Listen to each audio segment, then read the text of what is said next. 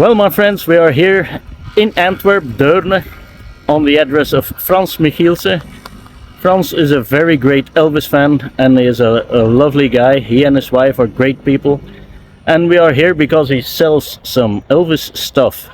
And, well, where there's Elvis, there's David. So let's go in and see if we can find some Elvis. Let's go. It's over there.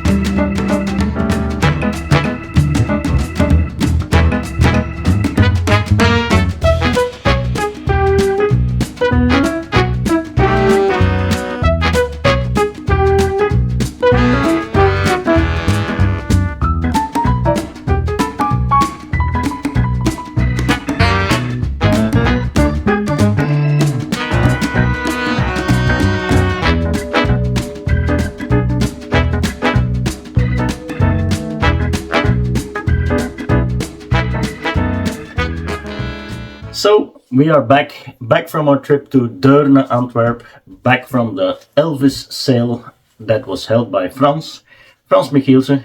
You saw him in the intro video. And what did I buy? Well, not that much. But before, I'm going to show you, if you were diligent and you looked carefully at my video, the intro video, before I switched to the Elvis room, you saw two photos of Elvis at the press conference in Madison Square Garden. Now, there's something peculiar about those pictures, about those photos, and in general, the whole year of 1972. It's also visible in Elvis on Tour, and what I'm talking about is his sideburns. If you see, and I'm going to show you the pictures again in just a second, if you see on the right side of his face, the sideburn beard is chopped off, and on the other side it's in a point. Why? I have no clue. I always thought it was funny, a bit peculiar. I don't know why he did it. Was it a fashion statement, a hair statement? Did he just have a bad hairdresser? That could be. Or was it in fact really a statement that Elvis wanted to make with his side beards? I've noticed it a lot of times, as I said, in Elvis on Tour, at the Madison Square Garden press conference and the shows too. I don't know why he did it. I just wanted to point it out to you that I noticed such things. I'm a stone cold freak in that area. I notice the stupidest things nobody else notice. Maybe somebody else notice it too. But I just wanted to share it with you and maybe get an explanation of you, perhaps. Now, I'm going to show you the pictures. Here's the right one, the right side, and here's the left side. See the pictures? You decide for yourself, what do you think? Why did Elvis shaved his side beards like that? I don't know. Maybe a stupid question. Okay, what did I buy? Well, first of all, the items that I bought, he put in this Graceland sack that came from Memphis, Tennessee, from Graceland itself. So that's a very nice gesture. And I have only two items in this sack. The first item, I'm going to show you if I can get it out, is a 1964 copy USA pressing of the Christmas album. Get it out of the baggie. 1964 pressing, and the reason it's a reissue, it says here RE. It's a Hollywood pressing because of the H stamped in the dead wax. So this is the back, and the reason why I think,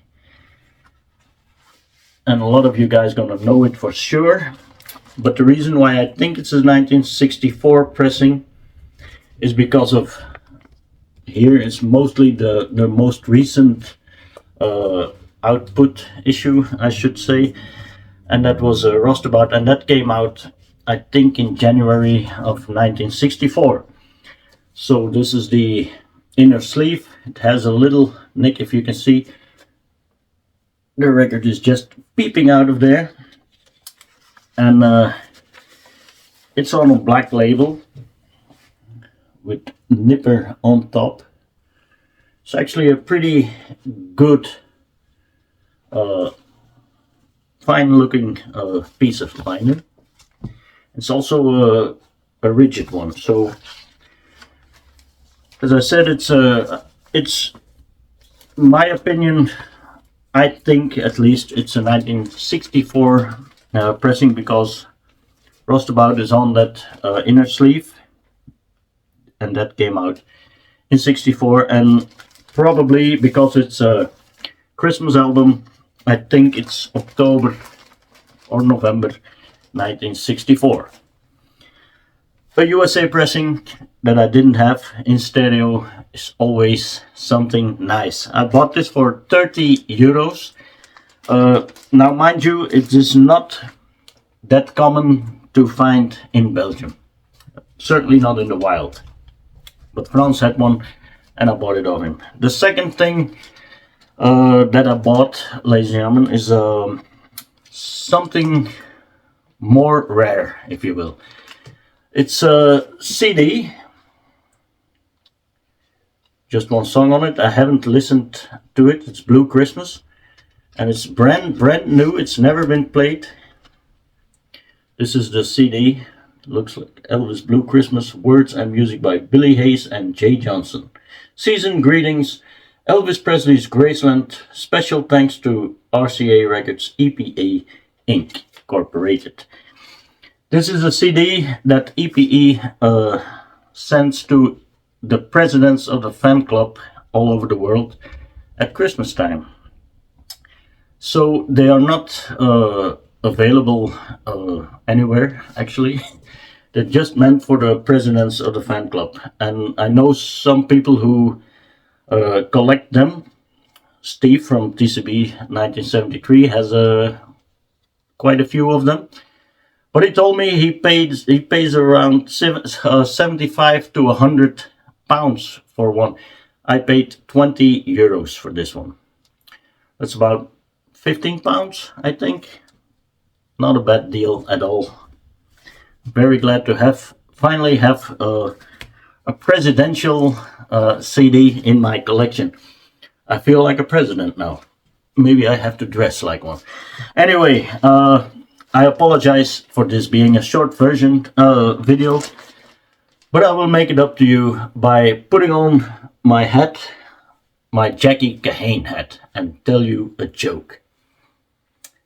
This might be a good time to switch off your television sets or your phones or your tablets or whatever you use to watch my videos. I apologize beforehand. There's a husband and a wife who want to go on a holiday but couldn't afford it. So the husband came up with an idea, and he says, well, to his wife, every time from now on, when we have sex, I'm going to put 20 bucks in this jar. And at the end of the year, a year from now, we'll have enough money to go on a holiday. And so they start putting 20 bucks in the jar. So a year later, he opens up the jar in front of his wife and he says, let's see how much we've got. And he takes out a stack of money and he says, well, why are there banknotes of 50 and 100 euros in it? And his wife says to him, not everyone is as cheap as you. Goodbye.